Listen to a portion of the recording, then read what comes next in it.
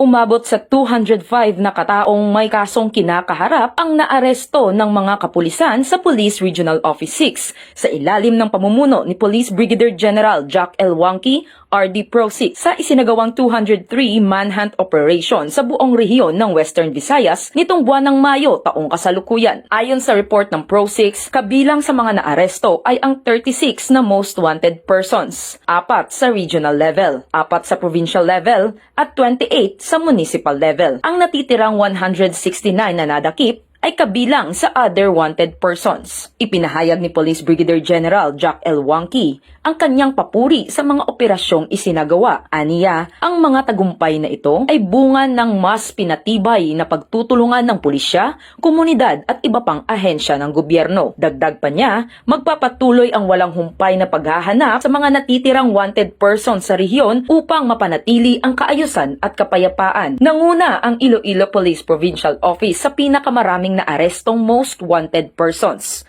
na may 11 huli. Sinundan ito ng Capiz Police Provincial Office na may 8 huli. Kasunod ay ang Iloilo City Police Office na may 7 huli. 5 naman sa Aklan Police Provincial Office. 4 rin ang nahuli ng Antique Police Provincial Office at 1 sa Guimaras Police Provincial Office.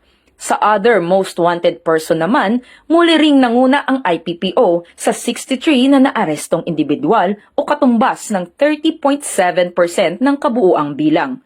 Sumunod ang Antique PPO na may 34 na nahuli, ICPO na may 27 nahuli, 21 na nahuli naman sa Aklan PPO. Sa Capiz PPO ay may 12 na nahuli at ang Guimaras PPO at RMFB6 ay may tig-6 na nahuli at ang CIDG Regional Field Unit 6 ay may 2 nahuli. Isang patunay ang mga tagumpay na ito na epektibo at determinado ang Pro 6 sa pagsigurong ligtas at mapayapa ang buong rehiyon ng Western Visayas. Dahil sa bagong Pilipinas ang gusto ng pulis, ligtas ka. Mula rito, sa Police Regional Office 6, ako ang inyong PNN Correspondent Patrolwoman Justin May Halyores, alagad ng batas, tagataguyod ng Balitang Pulis.